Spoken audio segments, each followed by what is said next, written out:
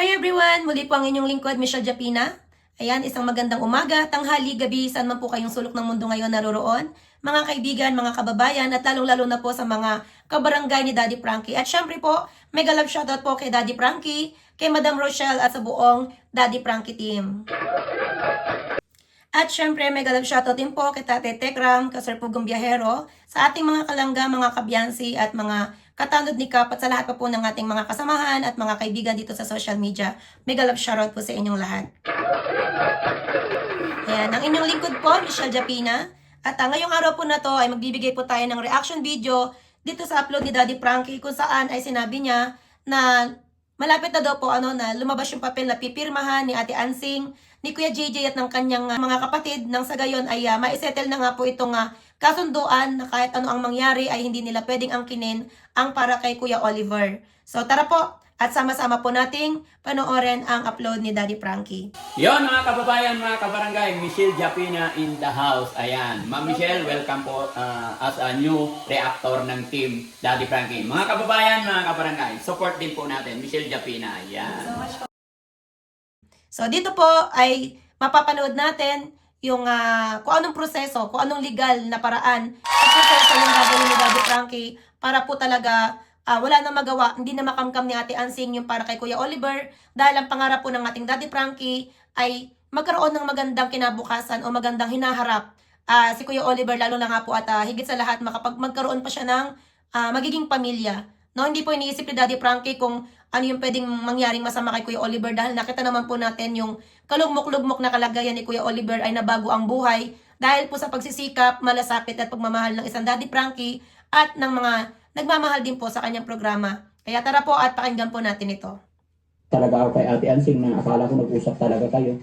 Pero baka bukas darating na yung papel na pipirmahan ninyo para kahit anong mangyari, walang makakaagaw ng papel.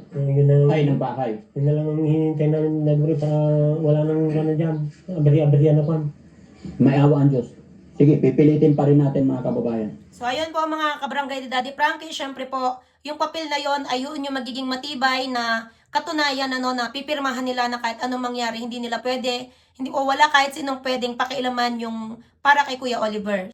Pilitin natin maging maayos kasi kahit papano nandito si Kuya JJ na nakakaunawa, umiintindi sa atin. Para kay Oliver na lang yung iintindihin ko, Daddy Frankie.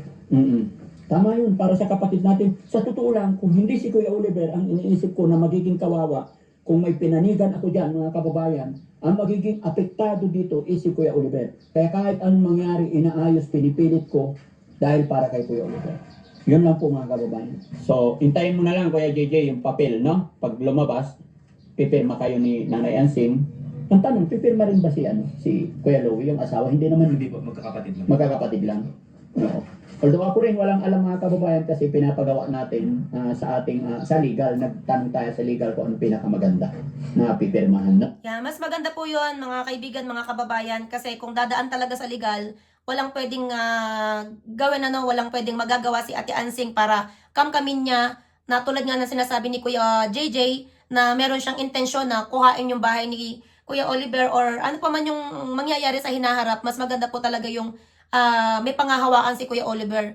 At pagdating naman dito kay Kuya JJ talaga namang alam natin kahit papaano na mabait itong kuya ni Kuya Oliver na si Kuya JJ at hindi siya mapaghangad sa kahit anumang bagay, Hindi kamukha talaga ni Ate Ansing na kahit anong sabihin niya ay talagang sa huli, lagapak at malalaman ng kanyang totoong kulay. Yung nalalaman po talaga yung kanyang totoong intensyon na ay mahal ko yan, inaalagaan ko yan si Oliver pero pagdating talaga sa pakikipag-unahan niya sa pakinabang, hindi mo talaga siya maunahan. Yung bibigay ng papel, Daddy Frankie, pwedeng ibinta yan. Alin? Yung kapag pipirma. Yung bahay? Yung pipirma namin. Pwedeng ibinta yung papel na kwan. At saka yung bahay.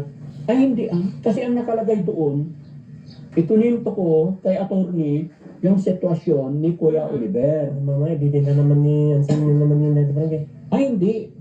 Hindi na niya pwedeng ibenta yun. Kasi ang nakasulat doon is kay Kuya Oliver. When it comes na worst to worst, ay hindi mapupunta kay Ansing or sa iyo. Hindi ko rin alam pa ang pinakatama, pero si attorney, malalaman natin yan pagdating na yung papel.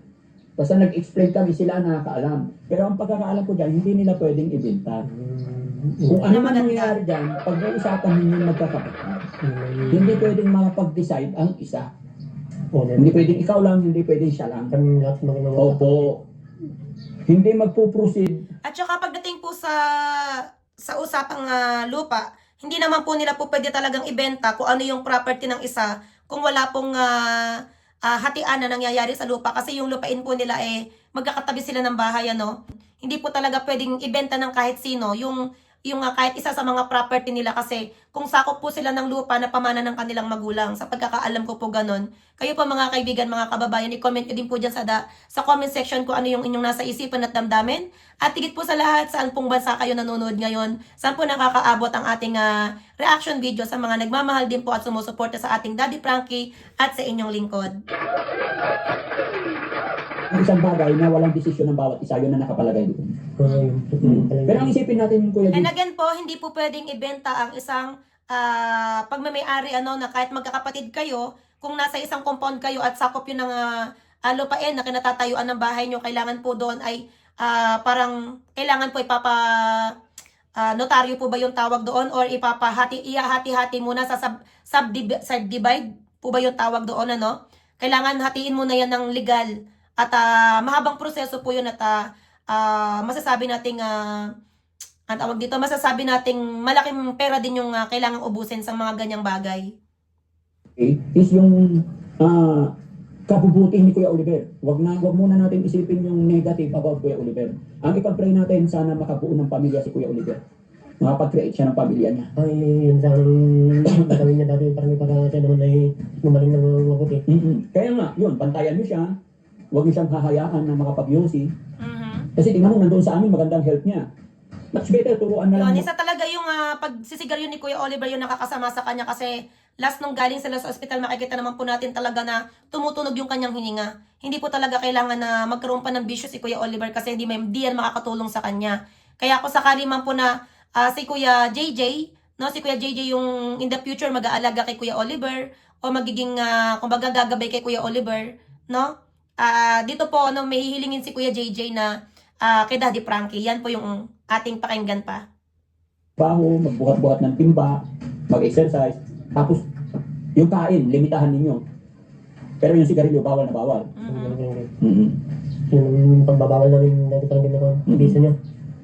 Kasi bawal lang manigaw sa kanya talaga eh.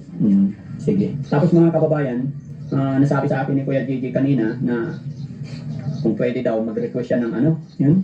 Yung kulong-kulong dati parang para hindi naman mahirapan na nakasingil na ako. Nagkakatid ng kung ano tubig na inumin. Oh. Yung tubig dito, iniigib talaga. Nagawa kami sa mineral. Kulong-kulong. Yes po mga kababayan, request niya kung pwede daw. Pero para sa akin, mga magkano ba? Baka nandun sa 10,000 dati parang yung maganda. Pag maganda, 10,000. Yung dati parang Sige. Dahil mabait si Kuya Oliver, sagot ko na yung 5K.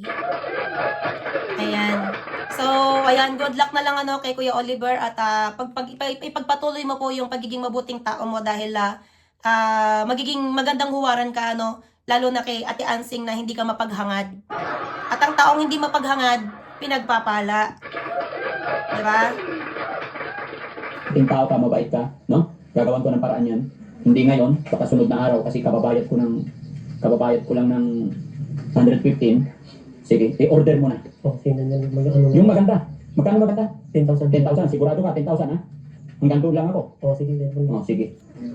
So, ayan, hati na tayo, Daddy Frankie.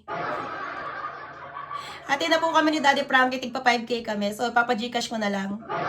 Yan, nakakatuwa kasi itong nakakatuwa kasi ito guys, si Kuya Oliver, Kasi, diba, at least nagsusumikap siya, hindi yung parang puro paghahangad, tulad ni Ate Ansing na, alam niyo yun, dinadaan na lang sa kapal ng mukha.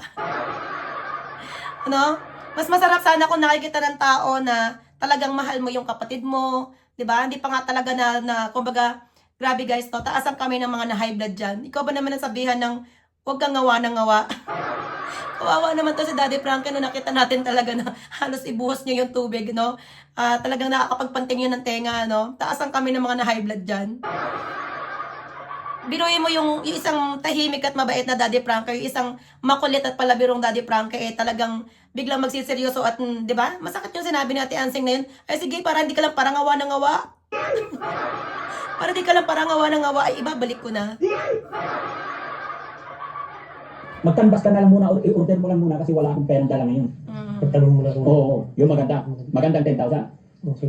Yun, Eh, kung yan ay kulong-kulong na yun ay makakatulong sa'yo, makakagaan sa'yo, walang problema. No? Para at the same time, pag gumaan ang buhay mo, matutulungan mo rin si Kuya Oliver. Oo, No? para may sasakyan kaming kon. Sige, oo, sasakyan kayo ng pamilya mo. Ha? Oo, depende. Sige, kami ka maliit na bagay yan mga kababayan. Yung request ni Kuya Gigi, kulong-kulong daw. Tsaka masaya ako na mabububungan na, sabi ni Puruman, hanggang bukas maglalagay na sila ng long span. Yun lang, nginig lang talaga ng laman. Itong si Nanay Ansing talaga. Hindi ko alam kung saan umuhugot ng lakas talaga yan. Pati naman yung mga materialis ng kanyang na dito, kinukuha niya. Ba't iaano niya sa bahay niya yung sa kapit niya? Malamang, hindi ko alam paano gagawin niya. Kusina daw. Naawa talaga tayo guys, no? Naawa talaga na nakakapag-alala yung reaction ni Daddy Frankie, no? Talagang alam mo yung pagtanggal pa lang ng sombrero niya, talagang, no, hindi ka kasi, yun, di ka sanay na makitang gano'n si Daddy Frankie, no? Talagang kahit sino talaga mapupuno kay Ate Ansing.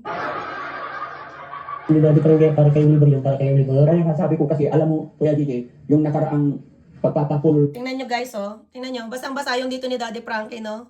Ayan, hindi yan pawis guys. Nung uminom talaga siya, talagang siguro nanginig talaga yung katawan niya sa, alam mo yun, sa pagpanting ng tenga na ginawa sinabi ni Ate Ansing. Pack natin ng materials dito, 200 yung binayad natin. Ngayon, nagbayad ako ulit, dumaan ako doon, 115. Tapos kinukuha niya. Kasi tignan mo naman, Kuya Gigi, yung bakal na ginagamit, hindi po beri-pero yan. Matibay talaga, may awa ang Diyos. Pag natapos, maganda ang itsura niyan. Dahil gusto ko, pag natapos ko, pag alis namin, makikita nila, sino nagpagawa yan? Ay, Daddy Frankie team. Gusto ko maganda. Kahit ilang taon nang lumipas, walang tulo-tulo yan. Walang aberya. Pag nagka-problema pa yan, delubyo na, sigad na ang nakaalam yan. Pero I'm sure, maayos, matibay yung ginagawa. Diba? Yun yung masarap madinig. Yung damdamin mo dun sa taong tinutulungan mo, pinababahayan mo na talagang parang sarili mong bahay na iniisip mo talaga yung future ng bahay na yun na hindi lang basta masisira, hindi basta kakalawangin, di ba? Yan ang isang talagang totoong may puso na charity vlogger. No? Supportahan po natin Daddy Frankie, Tekram at Pugong Biyahero. Ayan, talagang sa mga charity vlogger na may pusong matulungin, no, na talagang hindi umaasa, no, ng kahit anumang kapalit, basta yung talagang hangarin nila mabago ang buhay ng kanilang tinutulungan. Salamat Daddy Frankie kung makakabahan na rin si Oliver. No, salamat din sa kabutihan mo sa amin. Salamat. Ganon din sa mga kapatid mo. Mga kababayan, ganon din po sa mga kapatid nila na pipirma rin sila pero hindi na raw sila kasama sa nakausap na rin namin yung isa dito. Ayon sila sa napagkatunduan sa bahay. Pero sa lupa, hindi natin yan pakikialaman kasi silang magkakapatid yan. Dahil ang lupa na ito, hindi pa nasukat. Kumbaga sa kanilang pamilya yan. Kung sino pwedeng magpatayo, pwede, di ba? Yes, yan po yung sinasabi natin kanina kasi parang sa akin din po, 7 kaming magkakapatid, hindi pwedeng ibenta ng kahit isa sa amin yung, kuwari, bahay ko, nado sa bakuran nung katabi yung bahay ng kapatid ko. Hindi ko po yun may bebenta kahit na ano yung pagmamayari ko kasi hindi pa talaga nahati-hati yung lupa na yun para sa amin. Mahirap din po yung ganun at saka magastos din po.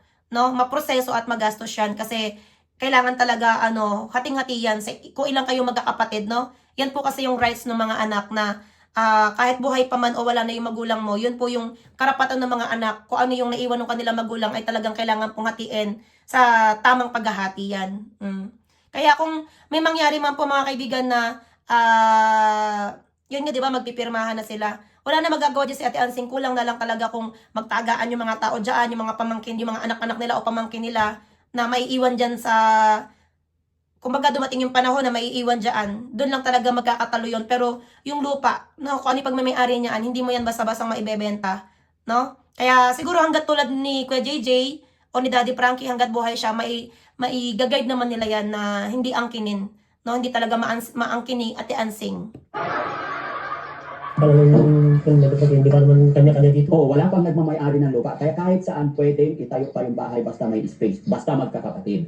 No? Yun. So, ganun lang mga kababayan. Maraming salamat po. At kay Kuya JJ, salamat din talaga sa iyo Kuya JJ. Anong masasabi mo ngayon na nakikita mo na okay na talaga? Ay, salamat po binigay yung tulong kay Oliver na makakabahay na rin siya. Sa wakas, may bahay na rin siya para kay Oliver. Basta ang akin lang Kuya JJ, tulungan mo rin si Nanay Ansing na mag-alaga, tignan-tignan si Kuya Oliver, bantayan na hindi mag-yosi, hindi mag-inom para hindi siya magkasakit kasi Yun yung ikagabay kami sa kanya, Daddy Frankie. dapat, ha? Buti walang Gatorade ngayon, ha? Ay, wala Daddy Frankie, mainit Daddy Frankie. Pag malamig, meron. Sana mainit na lang parati para walang Gatorade. Ang problema, tag-ulan na, malamig. Wala pang ulan na dami Daddy Frankie. Pero pag malamig na, may Gatorade na. Ayun lang Daddy Frankie. Ha? Okay. Pero mainit ang panahon, mga kababayan. Papawisan na rin yung Kumula ang dugo ko, kumula ang pawis ko kay kapatid mong Ansing. Si MC naman kasi Daddy Frankie, pinanong pa kayo. Hindi ko alam na high blood ako, sabihan niya akong ako yan nagngangawa-ngawa. Pasensya na kayo mga kababayan. Nakakaawa si Daddy Frankie. Nakataas yung tempered boses ko nung sinabihan akong nagngawa-ngawa. Mhm. Ngayon lang ako nakarinig ng ganito mga kababayan. Kaya God bless po sa ating lahat. Abangan niyo po bukas, babalik na lang po kami. Baka madadala ko na po yung papel na pipirmahan nila. Kasi mas maganda bago matapos, mapapirma sila. Ano kaya DJ? Baka hintayin namin yung Daddy Frankie. So, ayun po mga kabarangay ni Daddy Frankie. Ayan po ang ating reaction video for today. At kung nagustuhan niyo po yung ganitong klaseng reaction, ayan, huwag niyo pong kalimutan mag-subscribe, i-push yung notification bell para po lagi kayo updated sa ating mga susunod na reaction video at sa atin na rin po mga live, ayan. So, ayan, kung mamarapatin niyo po mga kaibigan, mga kababayan, paki-marathon din po at paki-panood po ang ating mga video. Hindi lang yung kay Daddy Frankie dahil ang inyong lingkod po lingid sa inyong kaalaman sa mga hindi pa po nakakakilala sa inyong lingkod. Ang ibinibigay po nating tulong sa ating mga sinusuportahan ay nanggagaling po sa aking revenue or sa aking YouTube, no? At minsan po, pagka wala tayong revenue, meron din po akong ginagawang concert for a cause at yun po yung pinamimigay natin sa ating mga sinusuportahan at sa ating mga tinutulungang na kababayan. So God bless you all po at maraming salamat po sa inyong lahat. Mabuhay po kayo at ingatan po kayo ng ating Panginoon Diyos. Bye-bye!